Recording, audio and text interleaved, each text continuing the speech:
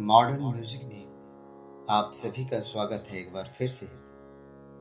CBSE के हिंदुस्तानी music vocal class 12th है। बहुविकल्पी 10 प्रश्नों का संग्रह आपके सामने। इसके पहले भी 10 प्रश्नों का संग्रह 1 से 10 तक रखा गया था। अब इस वीडियो में 11 से 20 तक प्रश्नों का संग्रह 10 प्रश्नों का आपके सामने ये रखा जा रहा है। यह जो 10 प्रश्न हैं बोर्ड परीक्षा में आपके लिए सहायता प्रदान कर सकते हैं, आपके लिए हेल्पफुल हो सकते हैं। तो ये बोर्ड परीक्षा के लिए हमने ये वीडियो बनाया है और आपको बहुविकल्पी 10 प्रश्नों के संग्रह में लिए चलते हैं। पहला प्रश्न, 11वां प्रश्न। मीड को लिखने के लिए उल्टा अर्ध चंद्र स्वरों के डैश डैश डैश लगाते हैं। अब आपके सामने ये विकल्प दाईं ओर की बाईं, ऊपर अथवा नीचे, ये 4 ऑप्शन दिए गए। अब इसमें से आपको मैं बता दूं, अगर आपने मीड पढ़ा है तो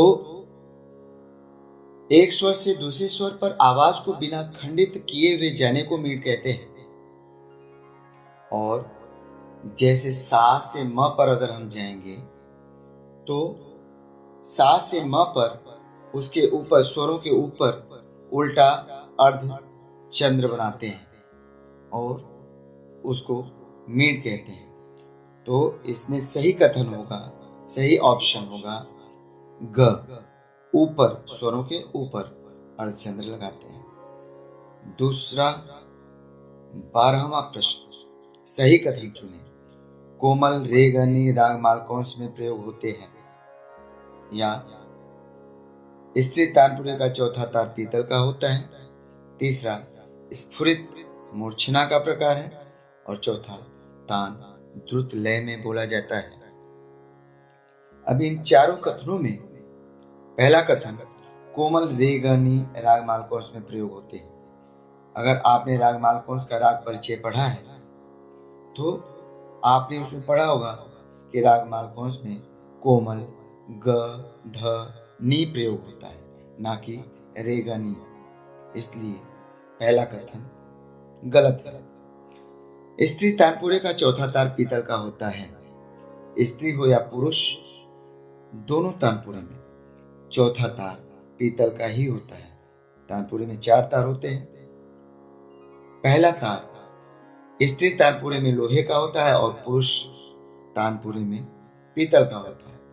उसके बाद दूसरा, तीसरा, चौथा तार एक समान होते हैं। 2, 3 जो दूसरा और तीसरा तार है लोहे का होता है और चौथा तार पीतल का होता है। तीसरा स्फुरित मूर्छना का प्रकार है। स्फुरित मूर्छना का प्रकार नहीं। अगर संगीत रत्नाकर आपने पढ़ा है तो संगीत रत्नाकर में 15 प्रकार के गमक को बताए गए हैं और उन 15 प्रकार के गमक में से स्फुरित एक गमक है। चौथा, तान द्रुत लय में बोला जाता है। यह कथन बिल्कुल सत्य है, तान द्रुत लय में बोला जाता है। तो इन चारों कथनों में सही कथन होगा दूसरा और चौथा। स्त्री तानपुरे का चौथा तार पीतल का होता है और चौथा तान द्रुत लय में बोला जाता है। अब 10 प्रश्नों के संग्रह में आपको 13वें प्रश्न में लिए चलते हैं। प्रथम एवं द्वितीय सूची का मिलान करें। आपके सामने प्रथम सूची और द्वितीय सूची में ये मिलान करना है। संगीत रत्नाकर के सामने 2 प्रकार, धमार ताल में 8वीं मात्रा पर खाली, मीड पंडित शारंगदेव झप ताल 6वीं मात्रा पर खाली। ये आमने सामने आपके सामने दिए गए हैं। संगीत रत्नाकर का मिलान, अगर हम संगीत रत्नाकर को पढ़े हैं तो संगीत रत्नाकर को पंडित शारंग देव जी ने लिखा है। तो इससे मिलान कर सकते हैं। जो दिया गया विकल्प है वो आपके सामने ये है, चारों विकल्प। अब संगीत रत्नाकर को पंडित शारंग देव जी से मिला दीजिए। धमार ताल। अब धमार ताल में ऑप्शन बचा 2 प्रकार का होता है, तो धमार ताल 2 प्रकार से कोई मतलब ही नहीं। 8वीं मात्रा पर खाली, हाँ इससे मतलब हो सकता है, या फिर 6वीं मात्रा पर खाली, इससे भी मतलब हो सकता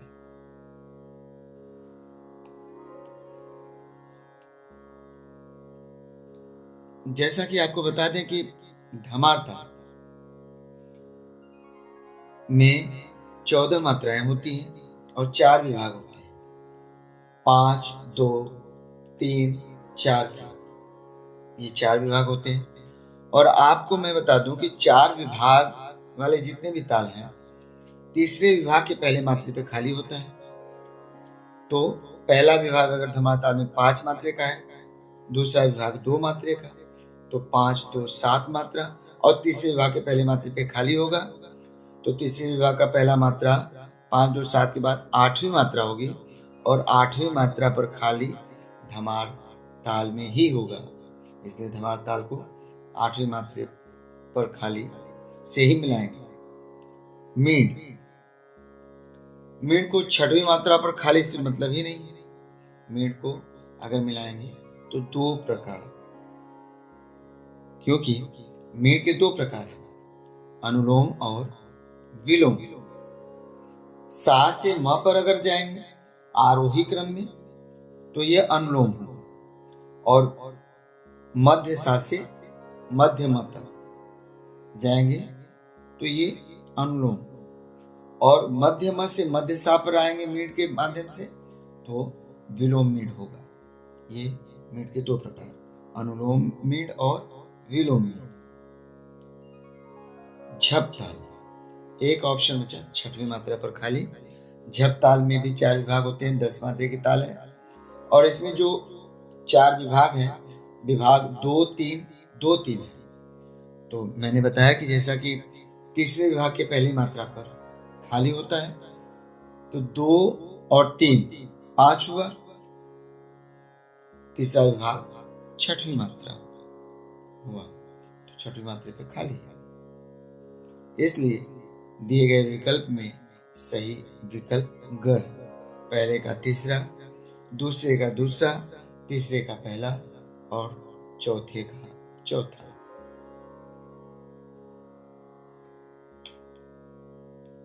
आगे बहुविकल्पी 10 प्रश्नों की श्रृंखला में 14 प्रश्न से 15 प्रश्न तक, तो 14वां प्रश्न आपके सामने। इसमें 2 कथन दिए गए हैं।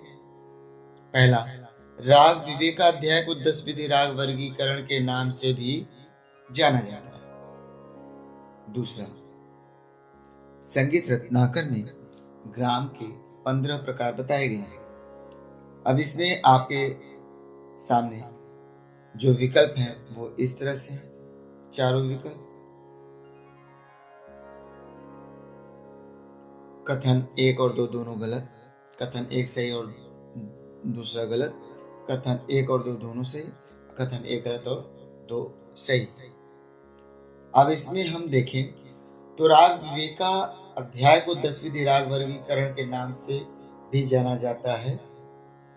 संगीत रत्नाकर के राग विवेकाध्याय को अगर आप पढ़ेंगे तो उसमें लिखा है कि 10 विधि राग वर्गीकरण के नाम से यह अध्याय जाना जाता है। तो यह कथन बिल्कुल सत्य है। अब संगीत रत्नाकर में ग्राम के 15 प्रकार बताए गए हैं। यह कथन गलत है। क्यों? क्योंकि ग्राम के 3 प्रकार हैं, गमक के 15 प्रकार हैं। तो इसलिए इसमें लिखा गया संगीत रत्नाकर में ग्राम के 15 प्रकार बताए गए हैं, तो यह कथन गलत है। सही कथन पहला सही, दूसरा गलत होगा। आपके सामने किस सन में पंडित कृष्णराव शंकर ने शंकर गंधर्व महाविद्यालय की स्थापना की? 1914 या 1921, 1912 या फिर इनमें से कोई नहीं।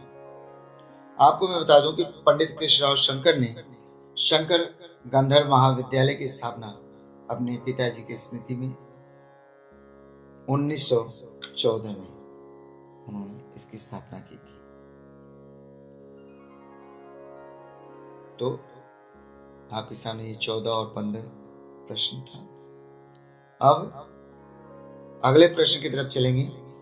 10 प्रश्नों के संग्रह में 16वां और 16, 17, 18, 16 से 18 तक ये। तो 16वां प्रश्न, संगीत पारिजात ग्रंथ की रचना किस सन में हुई? आपके सामने ये विकल्प चारों 1650 में, 1532 में, 1642 में या 1992 में। तो संगीत पारिजात ग्रंथ को पंडित अहोबल जी ने लिखा है और इसको 1650 सन में लिखा है। 17वां प्रश्न, वीणा के तार पे शुद्ध तथा विकृत स्वरों की स्थापना सर्वप्रथम किसने की थी? आपके सामने यह विकल्प या ऑप्शन है, पंडित अहोबल जी ने या पंडित शारंगदेव जी ने या भरत मुनि जी ने या फिर तानसेन जी ने। तो मैं आपसे बता दूं कि वीणा के तार पर स्वरों की स्थापना तो सबसे पहले सलिल भट्ट जी ने किया था, लेकिन यहाँ पे शुद्ध तथा विकृत स्वरों की स्थापना की बात हो रही है। तो सबसे पहले शुद्ध और विकृत स्वरों की स्थापना वीणा के तार पे पंडित अहोबल जी ने किया था और इनके बाद श्रीनिवास जी ने भी किया था, लेकिन यहाँ पे जो ऑप्शन है उसमें सही होगा पंडित अहोबल जी। 18वें प्रश्न में, राग बागेश्री को गाने के लिए तानपुरे के प्रथम तार को किस स्वर में मिलाएंगे? तो ऑप्शन आपके सामने जो विकल्प है, मंद्र प से या मंद्र म से या मंद्र नी से या फिर मंद्र सा से। तो राग बागेश्री के बारे में अगर हम उसके परिचय को ध्यान दें तो राग बागेश्री में के आरोह में रे और प स्वर वर्जित है और जब प वर्जित है आरोह में, अवरोह में प वक्र और अल्प प्रयोग हो रहा है। तो इसलिए यहाँ पे तानपुरे को जो मिलाने की विधि है तानपुरे का, वो 4 तार है और पहले तार को प से मिलाते हैं। प के वर्जित होने पर मंद्र प से या फिर प को वर्जित होने पर मंद्र म से और म प दोनों वर्जित है तो मंद्र नी से मिलाएंगे पहले तार को, प्रथम तार को। तो राग बागेश्री में के आरोह में प वर्जित है और अवरोह में अगर प्रयोग हो रहा है तो अल्प प्रयोग, वक्र प्रयोग हो रहा है। तो इसलिए राग बागेश्री को गाने के लिए तानपुरे के प्रथम तार को मंद्र म से मिलाएंगे। अगले प्रश्न की तरफ चलते हैं। वह विकल्पित 10 प्रश्नों के संग्रह में 19 से 20। अब 19वां प्रश्न आपके सामने ये है, सही कथन चुने। राग बागेश्री की जाति औडो संपूर्ण है। तानपुरे का चौथा तार मंद्र सा से मिलाया जाता है। बड़े गुलाम अली खां का जन्म मुंबई में हुआ था और चौथा है, सत्य प्रकाश राग का गायन समय दोपहर में होता है। अब इसके 4 विकल्प आपके सामने इस तरह से हैं। सही कथन अगर चुनना है तो पहले कथन को ध्यान दें, राग बागेश्री की जाति औडो संपूर्ण है। अभी राग बागेश्री के बारे में आपको बताया कि आरोह में रे और प स्वर वर्जित है और अवरोह में 7 स्वर प्रयोग होते हैं, इसलिए राग बागेश्री की जाति औडो संपूर्ण हुई।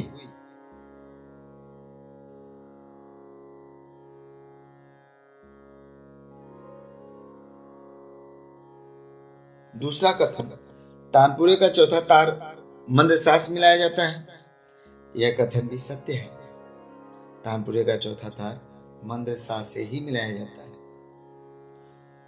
तीसरा, बड़े गुलाम अली खां का जन्म मुंबई में हुआ था। यह कथन गलत है। संधि प्रकाश राग का गायन समय दोपहर में होता है। यह कथन भी गलत है।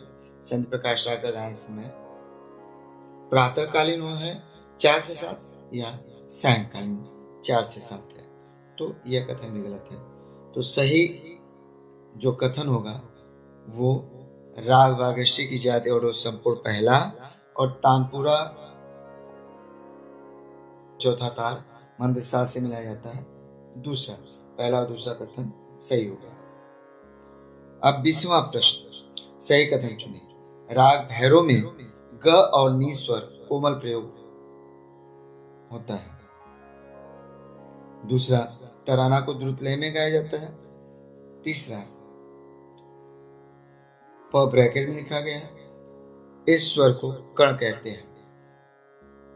चौथा, संगीत रत्नाकर की रचना 13वीं शताब्दी में हुई थी। अब इसमें देखिए, आपके सामने यह विकल्प दिया गया है चारों। राग भैरव में ग नी स्वर कोमल नहीं होता है। राग भैरव में तो रे और ध स्वर कोमल होता है, तो पहला कथन गलत है। तराना को द्रुत लय में गाया जाता है, बिल्कुल सही।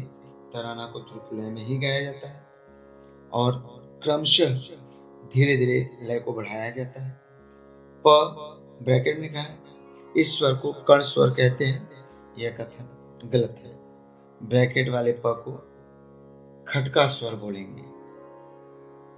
और चौथा, संगीत रत्नाकर की रचना 13वीं शताब्दी में हुई थी। यह कथन बिल्कुल सत्य है, क्योंकि संगीत रत्नाकर को पंडित शारंग देव जी ने लिखा है और शारंग देव जी का जन्म 1210 के आसपास बताया जाता है, यानी 13वीं शताब्दी। तो संगीत रत्नाकर भी 13वीं शताब्दी में ही लिखा गया। तो उसमें से दूसरा और चौथा कथन सही है।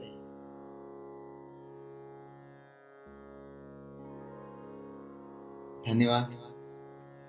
आपने इस वीडियो को ध्यानपूर्वक देखा, आपका बहुत बहुत आभार। आपको लगता है कि ये वीडियो आपके लिए थोड़ी सी भी सहायता प्रदान कर सकती है, तो लाइक, सब्सक्राइब और शेयर करना ना भूलें। आपसे बार बार ये अनुरोध, ये विनती है कि ज़्यादा से ज़्यादा इस वीडियो को और आपके जो सहपाठी, आपके जो मित्र हैं, उन तक पहुंचाइए, क्योंकि इस वीडियो से वो भी आपकी ही तरह लाभान्वित हो सकते हैं।